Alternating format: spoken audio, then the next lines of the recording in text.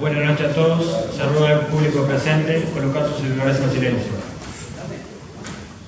El Departamento de Estudios Históricos del Estado Mayor del Ejército le da la más cordial bienvenida a esta, su casa, y agradece vuestra presencia en la conferencia titulada El hombre que serenó el viento, vida y leyenda de Antonio Lucic, el cual será presentada por el escritor Diego Fischer. A continuación será lectura a un breve currículum del mismo. Diego Fischer nació en Montevideo, cursó estudios de periodismo en la Universidad de Navarra, España, y en la Universidad de Boston. Desde 1980 ha trabajado en prensa, radio y televisión. Fue corresponsal uruguayo en la Agencia Nacional Norteamericana United Press International y colaborador del diario Nación de Buenos Aires. Ha publicado 15 libros, entre los que se destacan los 3 tomos Al Este de la Historia, 1998-2006. En los años 2004, Que nos abraza el viento, historia y leyenda de Antonio Lucic. Al encuentro de las 3 Marías, Juana y Barbarú, más allá del mito. Declarado libro de oro por la Cámara Uruguaya del Libro, uno de los 5 libros de no ficción más vendidos en los últimos 25 años en Uruguay, en el año 2008.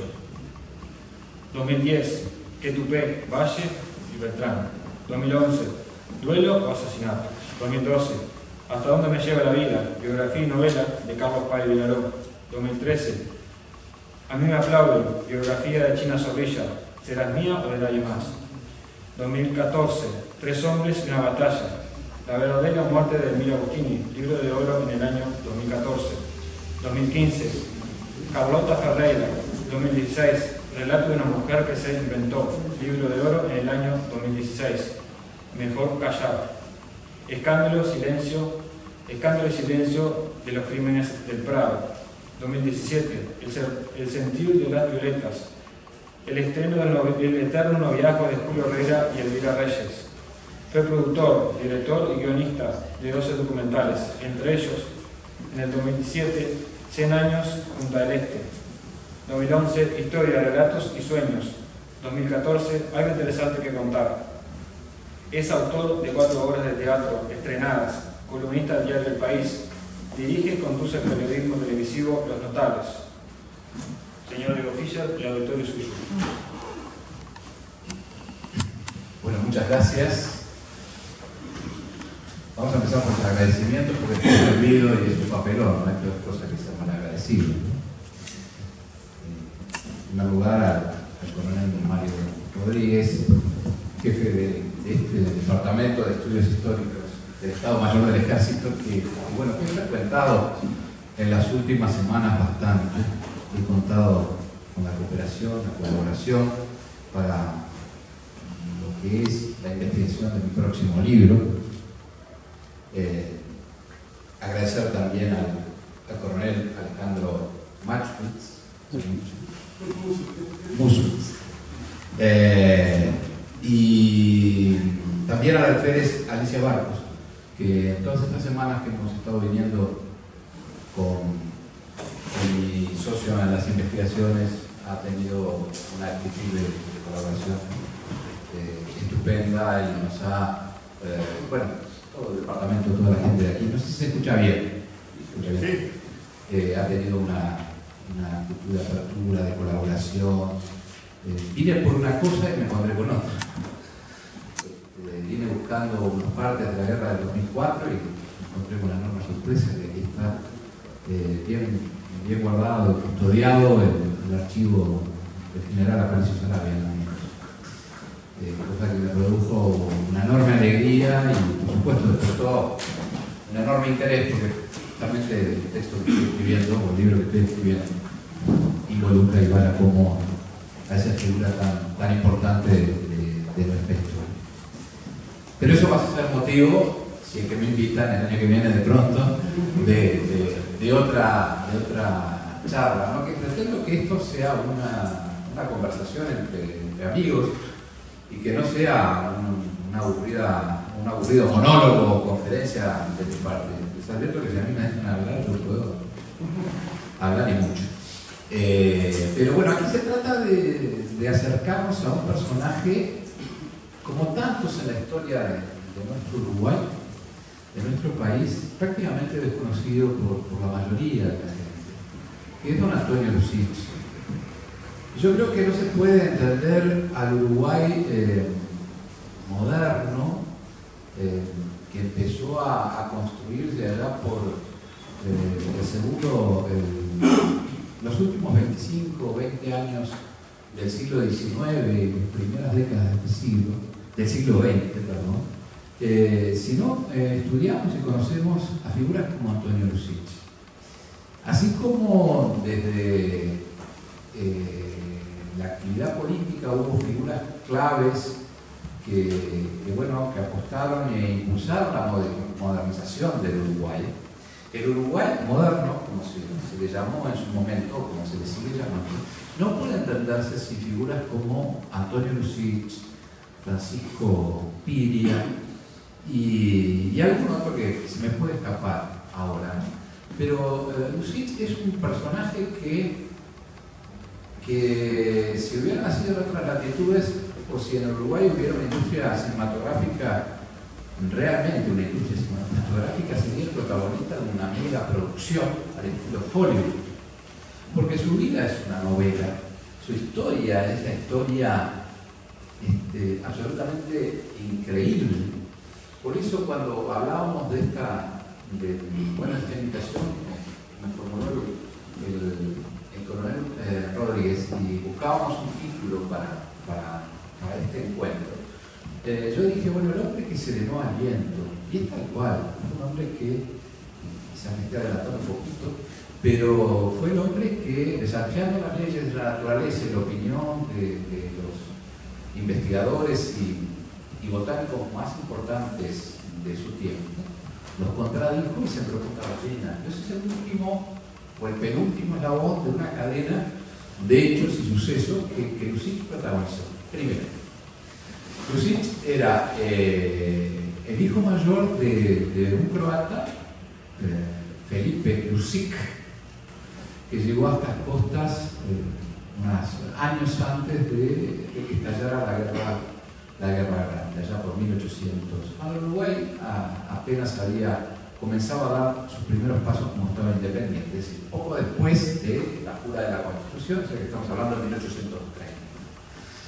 Ese croata, que un hermano se afincó acá, tenía una familia con 3 hermanos, uno se afinca aquí, que es don Felipe, en Montevideo, otro en Buenos Aires, y un tercero va a Valparaíso, Chile.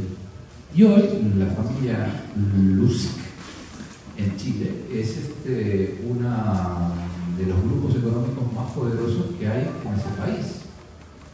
Hay un celular que está haciendo alguna guiñada o algún sonido, si lo podemos silenciar, se nos agradece. Y el tronco común fue el mismo, todos vinieron de la isla de Brac. Y bueno, era un país que no podemos decir que Uruguay aquel entonces era un país, ¿no? Era un estado que comenzaba a soñar con ser independiente y bueno, y en un ámbito como en el que estamos, donde la historia militar, la historia de las batallas y las revoluciones debe ser muy bien conocido y sabido. Bueno, ese país, esa nación que comenzaba a surgir en ese territorio tan pródigo de una naturaleza tan generosa, bueno, allí vino don Felipe Lucich, que como buen croata compró una pequeña embarcación para hacer lo que se dice Puerto Montevideo no existía como tal, como lo conocemos hoy, todos sabemos que el puerto como está hoy, o por lo menos en su infraestructura fundamental, data de 1909, estamos hablando de 1830. Sí estaba el puerto natural más importante del cono sur, ¿no?, de América, y la razón de existir del Uruguay es el puerto, ¿no? Todos lo sabemos. Y bueno, y él vio ahí ya un negocio. ¿Y cuál era el negocio que don Felipe instrumentó? fue comprar una pequeña embarcación para hacer el transbordo o el traslado de los buques que quedaban en lo que hoy es el antepuerto a tierra firme. Eso se llama alijo, ¿no? Correcto. Y bueno, pero tuvo mala suerte porque estalló la Guerra Grande y un señor llamado Giuseppe Garibaldi le expropió apenas llegó a estas tierras esa embarcación. Lo que provocó, en primer lugar, una gran indignación y una gran furia a don Antonio. Garibaldi sirvió a la causa de los colorados, a la causa del general Rivera, y también, como consecuencia, los blancos ganaron un adepto de por vida. Poco después vuelve a comprar una segunda embarcación y hacer la misma tarea. Todos sabemos que la Guerra Grande duró mucho tiempo y también se la vuelven a expropiar. Allá por 1848 nace Antonio. Felipe se había casado con una italiana, Carmen Grifo, obviamente de Sabora, y forma su hogar, croata, marino. Yo creo que además inmigrante de primera generación, con todo lo que eso significa en nuestro país, o por lo menos con estas latitudes, con el Río de la Plata. Esa gente venía de padecer guerras, de padecer hambre, de mil privaciones, y bueno, y encontró acá un lugar donde no solo llevar y emprender y llevar una vida digna, sino soñar con el futuro para sus hijos, lo que le negaban sus países de origen. Y creo que ahí está la clave, la esencia del Uruguay, ¿no? Ese aporte fundamental. Carlos Fuentes decía que los uruguayos y los rioplatenses descendemos de los barcos, que es absolutamente cierto. Si nosotros repasamos, estamos todos aquí presentes. El que no tiene un bisabuelo, un tatarabuelo, un chorno italiano, español, alemán, francés o polaco, todos tenemos o las 3 o 4 nacionalidades mezcladas, y de ahí venimos. Y esa gente venía con una impronta y con una fuerza y unas ganas de dejar atrás pasados de hambre, de privaciones, que fueron construyendo el Uruguay y fueron aportando lo mejor que ha tenido este país. Y bueno, de ese matrimonio nació Antonio. Antonio Lucich logra, terminada la Guerra Grande, logra restablecer o reemprender en su empresa, que no llega a ser más allá de 3 o 4 barcos que hacían esa tarea, pero además hacían lo que se llama los salvatajes en el Río de la Plata. Entonces, todos sabemos que el Río de la Plata, para los marinos, era denominado, bautizado el infierno de los navegantes, ¿no? Y yo cuando escribí este libro, todos mis libros están precedidos y fundamentados en una investigación. Tomé ciertas precauciones porque para conocer, tratar de conocer de primera mano ciertas cosas y tirar abajo mitos o leyendas negras sobre todo,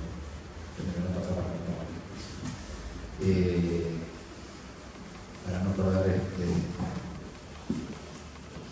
Y bueno, y esa empresa funciona y comienza a crecer. Y Antonio, cuando tenía apenas un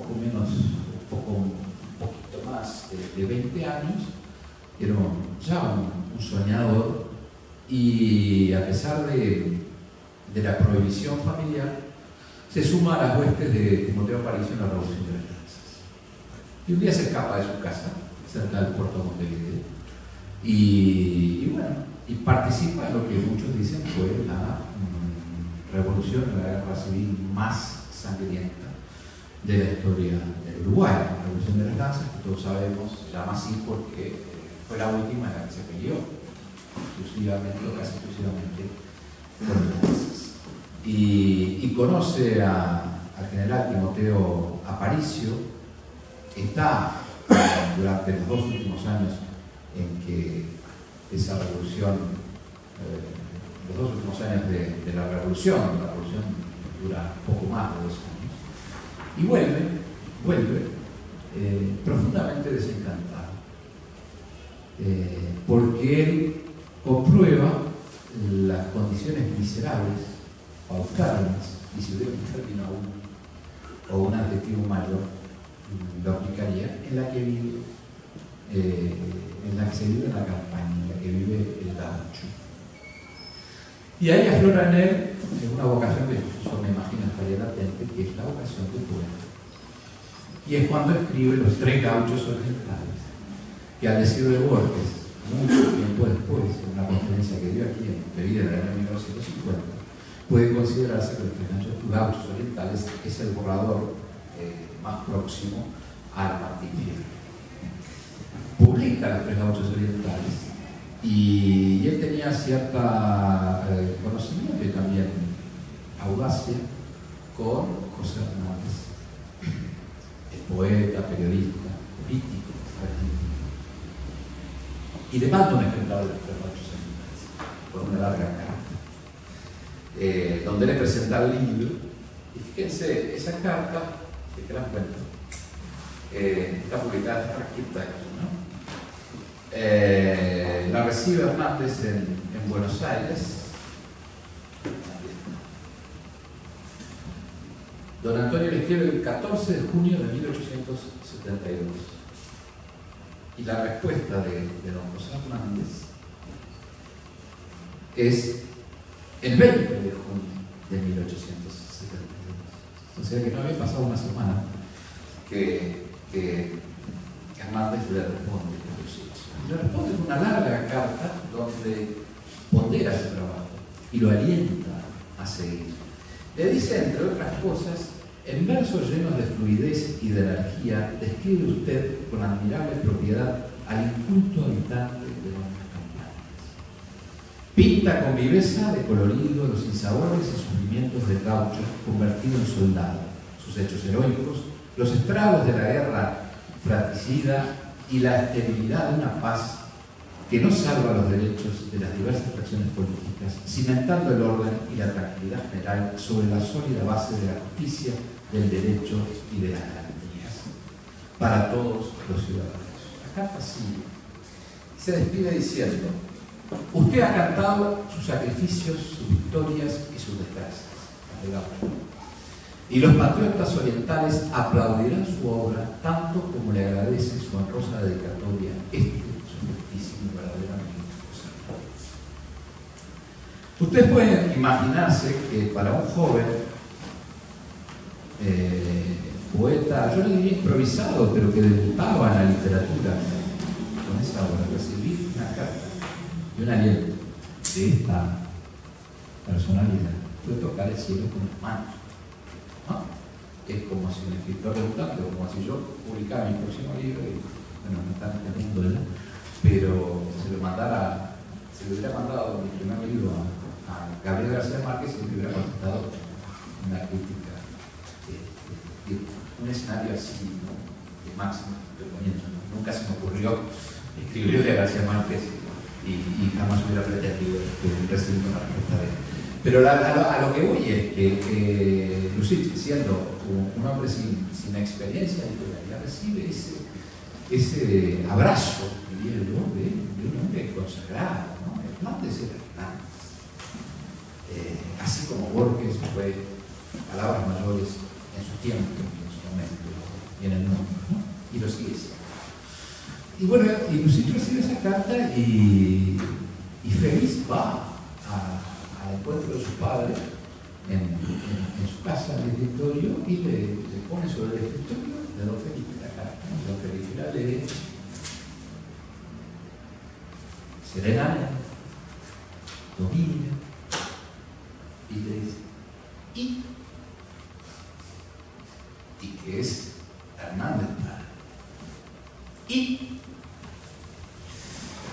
claro, y él mismo le dice, te quiero que mañana mismo te presentes en el puerto a trabajar en la empresa de la familia. Te necesitamos.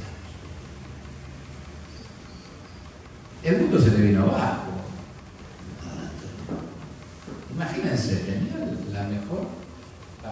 mística posible, y el padre, en vez de celebrarlo, nos manda al puerto a hacer trabajo de fajina y hacer trabajo como uno más de sus obreros. Y antes de retirarse le dice a Antonio que tú tengas la afición, me parece muy bien, pero ten muy claro que de la poesía, de los versos no se vive, pero sin poesía tampoco se puede vivir. Creo que una lección de vida de ese padre. Lo aterrizó, o mejor dicho, lo mandó a hacerse a la mar, pero también entendió que ese muchacho tenía unas cualidades o una sensibilidad especial que no debía abandonar. Era un poeta. Y bueno, y poco a poco Lucille va tomando mando y posesión de esa empresa que crece, como va creciendo el Uruguay en esa época. No nos olvidemos que no existía el canal de Panamá. Entonces todas las embarcaciones pasaban, sobre todo por el puerto de Montevideo. El tráfico era enorme. Y bueno, y el país va creciendo, y el comercio cada vez es mayor, no solo el país, sino el mundo. Y él se va también entrenando en lo que son la parte, digamos, más importante o rentable de la empresa, que son los sabotajes. Porque don Antonio no fue un empleado de esa empresa o dueño de una empresa de escritorio. Un hombre con un coraje que se hacía a la mar a rescatar náufragos y embarcaciones en puntos muy críticos, como el barco inglés, como en la zona de Cabo Polonio, en fin, la embocadura de Pepe que se ve del Río de la Plata y parte del océano. Y hay un libro muy interesante que seguramente debe estar aquí en la biblioteca, que es que lo escribe don Antonio, lo publica ya por 1890 y pocos, naufragios célebres. Y ahí él contabiliza y relata su participación hasta esa fecha en más de 200 naufragios, y en los que rescata y recupera del mar, que arranca del mar, más de 300 millas. Él mismo, no los él y el equipo de gente que lo acompañaba, por supuesto. Y bueno, y fíjense que él logra transformar esa empresa en la segunda más importante de América del Sur, vayan llevando, y reconocida, y la primera más eficiente de América del Sur, reconocida por el Lloyd's de Londres. El símbolo por excelencia del capitalismo, del imperio británico, que era el Lloyd's, la compañía aseguradora, no el banco, después del dueño del banco, le rinde un homenaje, por lo pronto creo que único para un uruguayo, sin duda, quizás para un latinoamericano. En 1912, cuando él visita Inglaterra, y la famosa campana de Lloyd's, que sonaba cuando llegaban a las oficinas reyes, primeros ministros, hombres políticos muy importantes, militares con muchos galardones, repica por Lucille. En un episodio que es una leyenda, pero que habla como un hombre que además se había enfrentado muchas veces con la corona británica o con los empresarios ingleses por conflictos de intereses, y era un hombre que no andaba con chiquita, le decía lo que sentía, lo que pensaba y lo que opinaba en la cara de quien fue, con respeto, pero lo decía. Y ahí nos lleva a una reflexión, ¿no? Aún los poderosos, como en este caso, saben entender y saben valorar la actitud de la gente. cuando esa gente es honesta, cuando esas personas tienen coraje y tienen una conducta moral intachable, que era el caso de Lucic. Y una ambición enorme, ¿no? Era un ser humano. Un hombre poderoso que logró que esas 3 pequeñas embarcaciones en su origen transformaron a la obra que el Estado de Uruguay expropió en 100 barcos, un dique y más de 1.200 empleados. Esa era la empresa de salvatajes de don Antonio Lucic en 1916, del puerto, la primera en 1916, cuando en el segundo gobierno de José Valle Ordóñez, sobre pretexto que en Europa había había estallado la Primera Guerra Mundial y Uruguay necesitaba hacerse de una flota para defender su soberanía, se le expropia la flota a don Antonio Lucic, y 10 años más tarde esa misma flota son fierros viejos en el puerto de Montevideo. Pero eso es otra historia.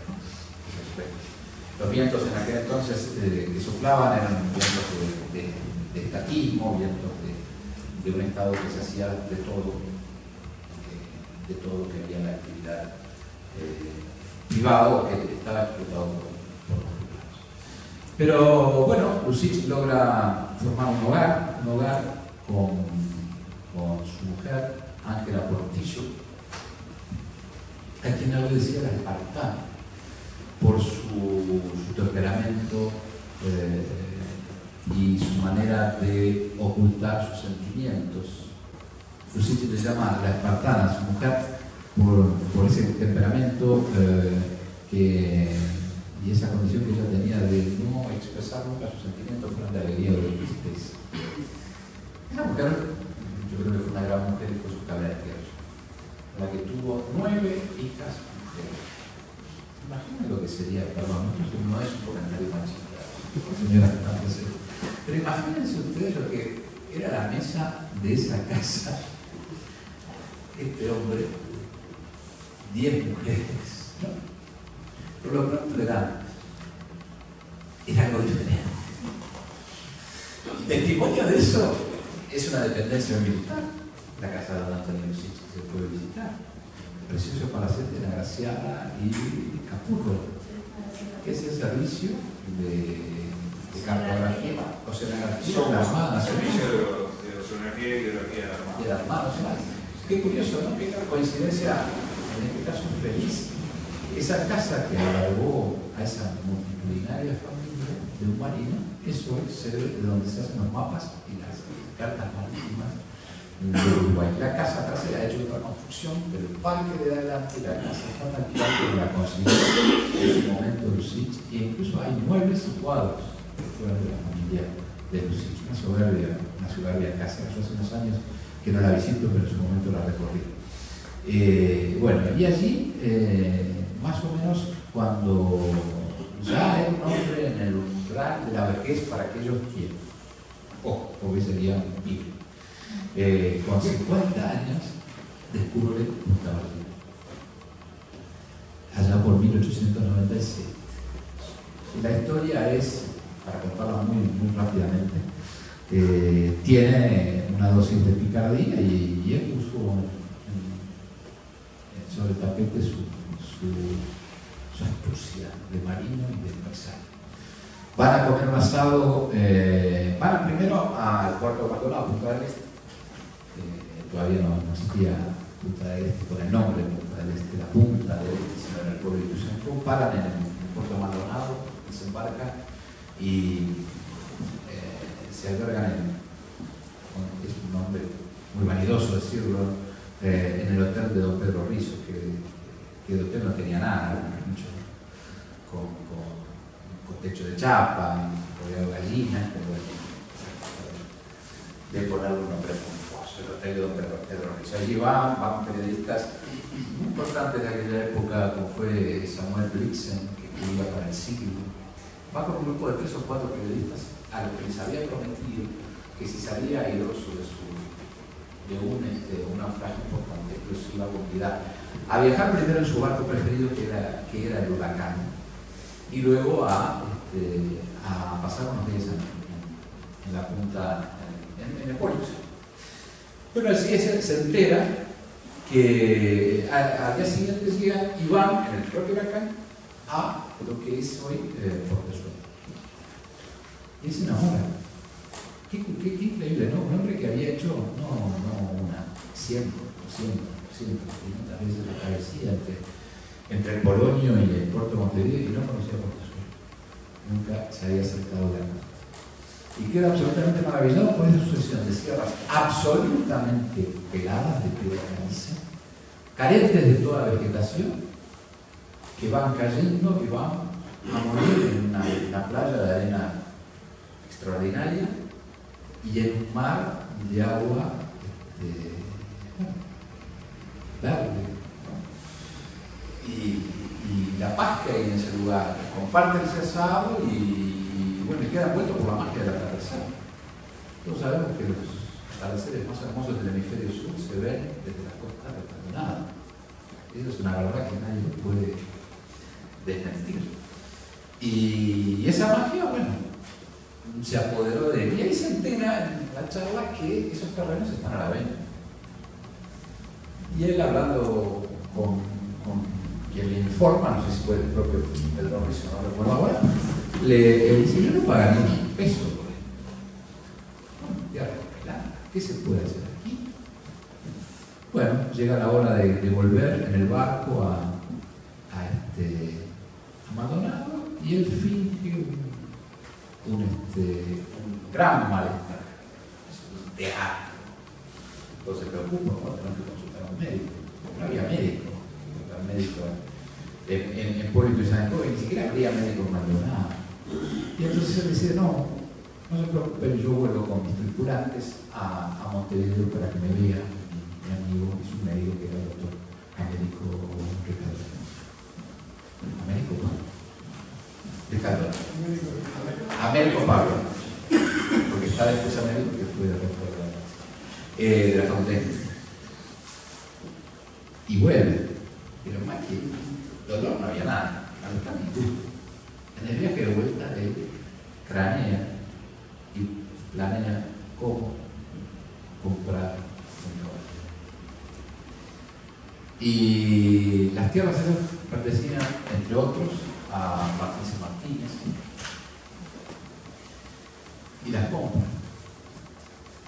Debe pagar más de lo que le aspiraba, pero vuelve a la semana a buscar a sus amigos, como había prometido, y se planta ante donde están hablando con el dueño. Había comprado 1.200 hectáreas, a las que luego, 1.500, que luego sumó años más tarde otras 800. O sea que el territorio que compró Antonio Lucich para, digamos, ubicamos hoy, iba del Arroyo del Potrero, que cruza ahí la ruta pasando el aeropuerto y la base militar, y hasta la luna del Hielo, ¿no? Y por supuesto Monteana en mar y en Brava, muchas deudas, campo adentro, tierras peladas. Y allí decide, en un polvorín que había sobrevivido a las invasiones inglesas, que fue para la defensa de la Maldonado de las invasiones inglesas, decide construir la casa de veraneo para su familia. Y muchas cosas que no se pueden comprender solamente con la razón, sino para que creemos, para que creemos en un Dios. Creo que la mano de Dios estuvo de su lado, para quien cree, no sé, en una fuerza superior. Esa fuerza superior estuvo al lado de Lucich, como muchas veces también estuvo en esos sabotajes terribles.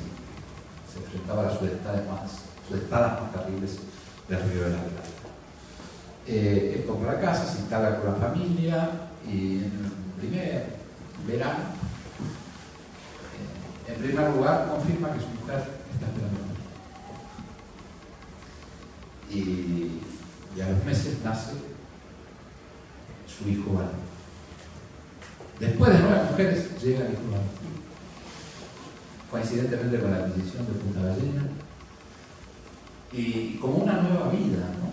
Como que todo indicaba que había un porvenir o un mundo para crear. Ese hombre que había creado su imperio se enfrentaba a un nuevo desafío con la satisfacción y la alegría de haber nacido un hijo varón que prolongara el apellido a lo largo de nuevas generaciones. Y esto es una historia contada por sus nietos. Resulta que una noche en Punta Ballena la casona es bastante parecida a lo que es hoy, bastante. Tenía unos porticones de madera enormes. Pero ¿qué pasaba? Al no haber vegetación alguna, el viento era lo que gobernaba y dominaba. Y una noche hubo una sudestada que arrancó los porticones de la casa. La mujer de Lucich, Ángela, sus 9 hijas, el personal de servicio, aterradas, abrazadas en una de las habitaciones, mientras veían cómo el mundo se lo llevaba todo. Cuentan, quizás sea cierto, tengo una dosis de novela esto, pero que está, intentaban poner los pelos de robles sobre las ventanas. En su habitación sí dormía para eso. A la mañana siguiente, esa mujer, que tenía un temperamento muy fuerte, lo encuentra a él leyendo en la galería de la casa y le dice: Antonio, ¿o buscas tú una solución para el viento o no? O tus hijas y yo no volvemos más a la casa. Y él se rió y le dijo: Espartana, peores tempestades he pasado yo en alta mar y aquí me tienes. Y allí la mujer se dio cuenta que Antonio no iba a hacer nada por buscar una solución. Y a ella se le ocurre que tenía conocimientos de jardinería y que cultivaba el jardín de la casa de la Gracia y empezar a sembrar en el terreno más próximo a la casa. Hizo traer tierra, se hizo traer semillas y planta. Y Antonio la veía trabajar y decía: es absurdo, nada va a florecer. Y ella lo tomó como un desafío. Lo cierto es que al año siguiente, cuando vuelven a Punta Ballena, ellos bajaban en el bárbaro por Tesuelo y después en una carrera tirada por bueyes a fotografía que subían la sierra. Y desde abajo ven la casa y ven como una mancha verde que está rodeando. Bueno, los rosales, los jardines, las plantas y hasta la gramilla que había sembrado al voleo Ángel, había no solo caído en tierra fértil, sino que había florecido. Y fue cuando él dijo: bueno, aquí hay una nueva batalla para dar y yo quiero dar, y es sembrar un caballero.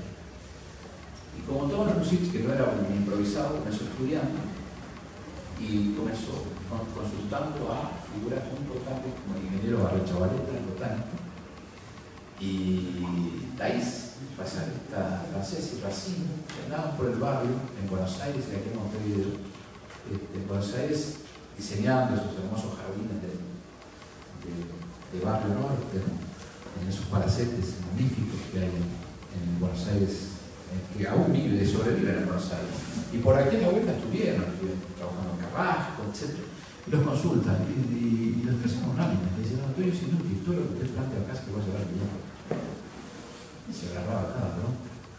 Porque dijo: bueno, muy bien, eso es la opinión de estas personas. Pero resulta que cambió como él decía, yo tengo la neurosis del mar, cambió una neurosis por otra.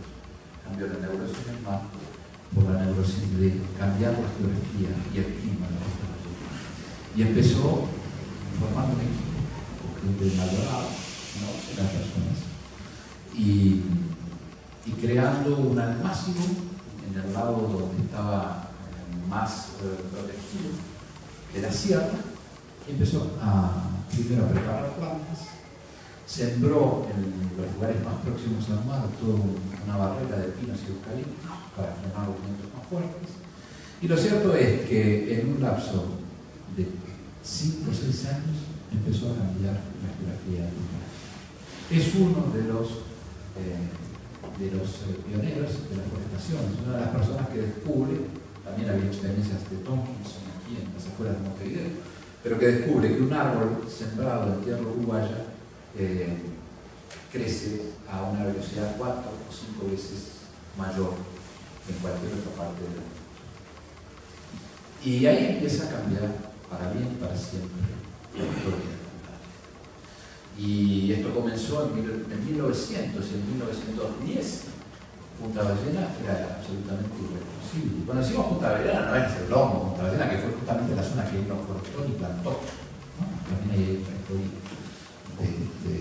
de cómo la familia se entera que 50 años después de muerto don Antonio, que esa parte le pertenece, ¿no? Pues les cuento. Y bueno, y el marido da paso al forestador.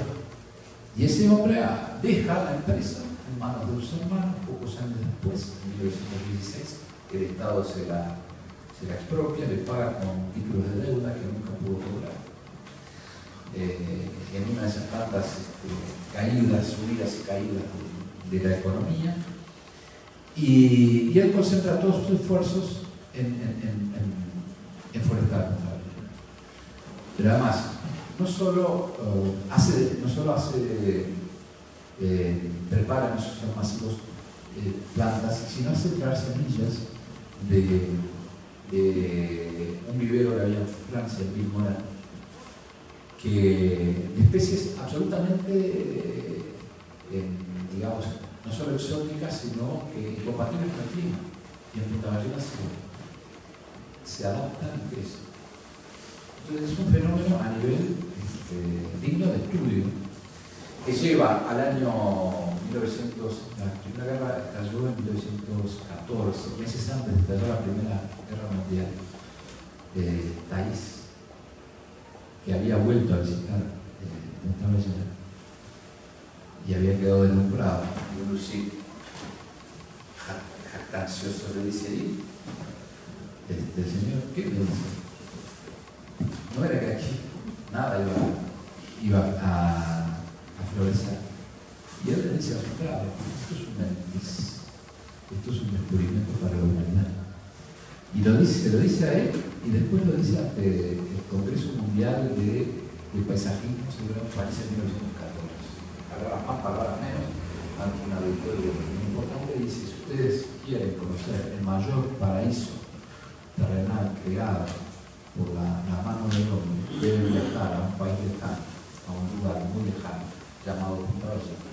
Fue creado y sembrado por un soñador cuya obra superó sus sueños, llamado Tomkinson. Y bueno, y por muchos años, por muchas décadas, esa siembra fue considerada el bosque artificial más importante de América del Sur, y una reserva que trascendió fronteras. En peregrinación venían viviendo algunos sitios a visitar ese lugar. Y hay cosas muy simpáticas, ¿no? Hay historias que contaban los nietos, lamentablemente, bueno, los que eran tanto, pero las rutinas de esa casa de puertas abiertas siempre, y cómo los hijos trataba de transmitir a sus nietos, a sus hijos y a sus nietos, esa mística, ¿no? Para que no se perdiera, para que eso perdurara. Pero no fue todo sonrisas en el teatro. En el momento quizás de mayor apogeo, su hijo Milton, con 20 años, muere en un accidente de aviación. El presidente era Baltasar Brum y facilita, entendamos, no, Milton en una bala perdida, un cachapaz, un nene bien, más que malcriado, ¿no? Era el 10º hijo de ese hombre rico y soñador, y con 9 mujeres arriba, un bombío. Pero en él había depositado muchos de sus sueños y sus ilusiones de de continuidad con Antonio. Y una vez Baltasar Brum visita, siendo presidente, visita en el año 21, visita el bosque y Milton, que tenía, que además se llama Milton, lo bautiza Milton, un ingeniero importante, por el poeta John Milton, el autor del Paraíso Perdido y el Paraíso Encontrado. Y bueno, y arregla con Brum, que era el presidente, para que le permitan pilotear un avión de la Fuerza Aérea, de la naciente Fuerza Aérea, que sale de Melilla con un piloto profesional en un avión, no sé cómo se llama, que lleva un piloto adelante de la plaza. Y bueno, y el avión se accidenta, se salva el piloto y muere. Ese golpe fue el principio del fin. Se dio cuenta que toda la vida es relativa, que no hay fortuna ni sueño que pueda superar un dolor de esa magnitud. Y más que nunca le entró la obsesión por transmitir esa mística a sus nietos. Porque no hay tema que no es menor a la hora de analizar esta historia, y es que cuando muere don Antonio, que muere en 1928, lo heredan 9 yernos. Y me explico. La mujer en aquella época no tenía derechos, por lo menos para administrar sus bienes, ¿no? Sometida a la voluntad del mundo. Y uno de sus yernos, el apellido Bonito, cuando muere don Antonio, le manda un telegrama a su mejor amigo en París, que dice: don Antonio ha pasado la mejor vida, nosotros también.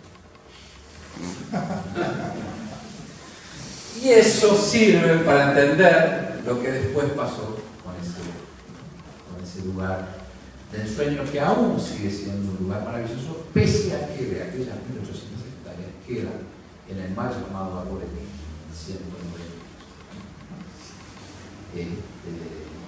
Un lugar que yo siempre recomiendo visitar y que no se queden solamente porque lo que menos vale ahí es la casa, sino que lo caminen, que suban a lo que se llama el Mirador Patriarca, que es una de las vistas más maravillosas que hay de la costa del Uruguay, en el este del Uruguay. Y vaya que se abran postales, toda la costa uruguaya.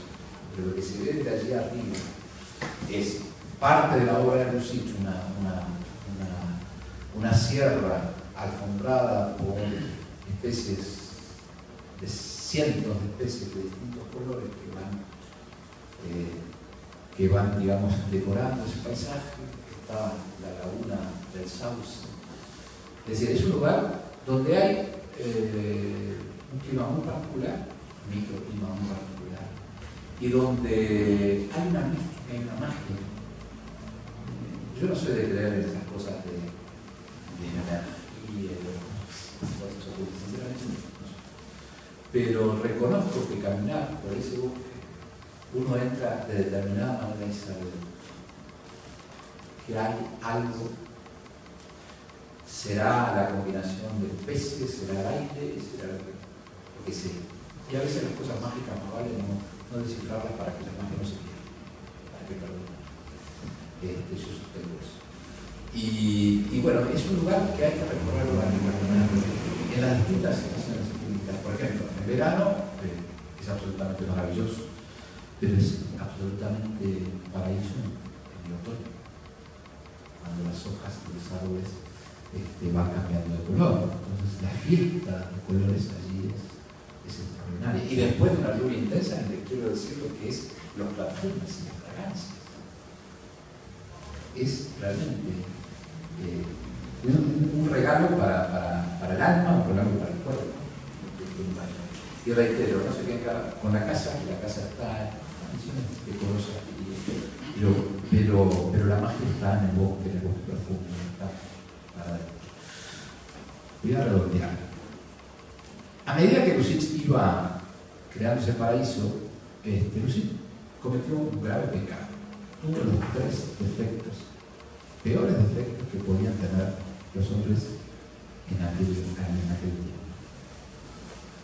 Era un empresario exitoso, rico, era católico y además era un hombre y era blanco. En un momento, en un momento de una hegemonía que comenzaba a instalarse, la hegemonía ballista, en un momento en que la persecución de la iglesia fue un hecho, y un momento en que los empresarios, y esa es una filosofía que ha trascendido, o una manera de ver al mundo empresarial que sigue hoy tan vigente, lamentablemente tan vigente como entonces, eran realmente despreciados en el Uruguay. Y bueno, cometió esos pecados. Y esos pecados le trajeron que se crearon leyendas negras. Se decía cosas como que Antonio ponía a pastar vacas en la sierra de Punta Ballena, por el cerro con pilas, para que los barcos que venían entrando o saliendo al Río de la Plata en Cali. Entonces, digo, o hacía fogatas en Alemania. Al día de hoy, con gente de poca formación en cuanto a la realmente hablaba de discusiones. Dice, pero mi abuelo lo escribió. Entonces, en su momento, cuando yo hice esta investigación, y era anécdota que estaba pendiente, pedí autorización a la Armada Nacional y me quise embarcar para embarcarme en una embarcación de guerra de la Armada, que habitualmente hacía o hace el trayecto de Cabo Polonio a Puerto Madero. Recuerdo el nombre del capitán Oliver, un profesional de primera línea. No me acuerdo el día en que hice la travesía y por razón muy particular, que todos los uruguayos quizás lo recuerden. Fue el 20 de junio del 2002. Estábamos en el puente de Mando, arriba, una mañana maravillosa de invierno, veranillo de San Juan posiblemente. Habíamos partido, hicimos noche en el puerto de la Maluma y después partimos a la madrugada hacia el Polonia, después hicimos desaparos en campo. Sube el asistente del comandante y le dice: comandante, debe transmitir una noticia. Se acaba de anunciar la liberación del pueblo. Claro, fue el día que no es la tablita, pero el día de la evaluación. Bueno, hubo que reponerse. Yo había comprado mi casa y tenía $200. No recuerdo que llamé.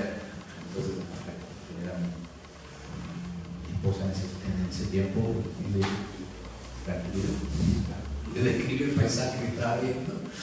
Y bueno, habrá que esperar, ¿no? Debe ser bueno, a título personal la anécdota. Pero bueno, hicimos ese viaje y lo sometí al capitán a una suerte de interrogatorio, de bombardea preguntas para que me explicara. Quería saber justamente lo que Lucich hacía habitualmente y por qué se daban los naufragios y qué asidero podían tardar esos rumores o esas versiones de fogatas.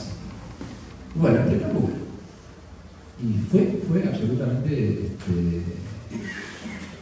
por la información que obtuve de primera mano, ¿no?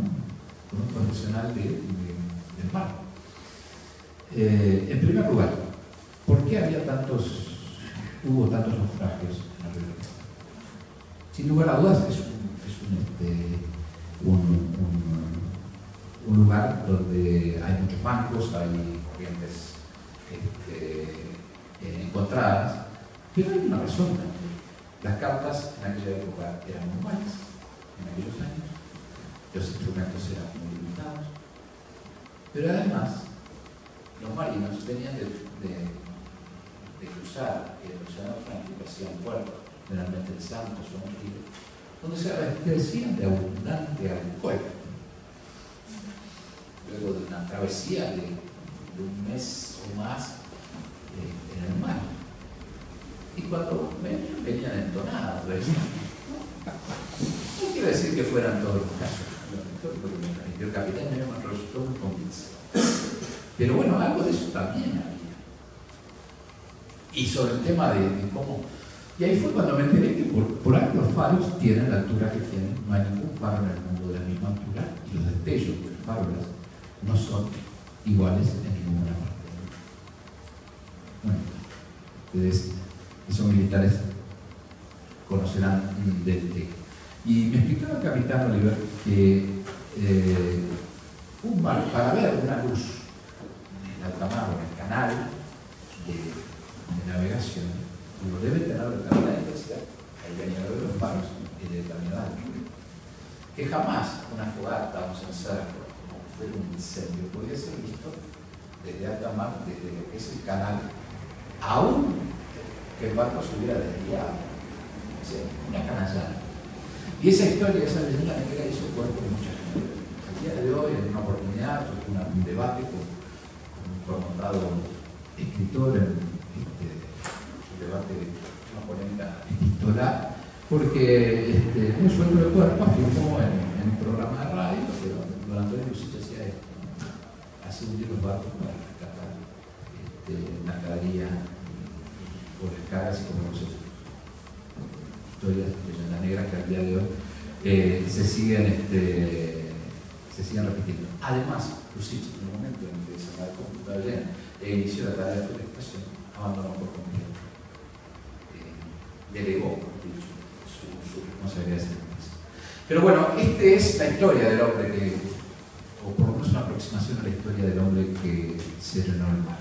Yo dije que iba a hablar poco, pero hablé demasiado. Tenemos un video para compartir, pero no sé si hay preguntas o comentarios. Bienvenidos, sí, estamos a explicar eso. Sí. Un comentario nada más.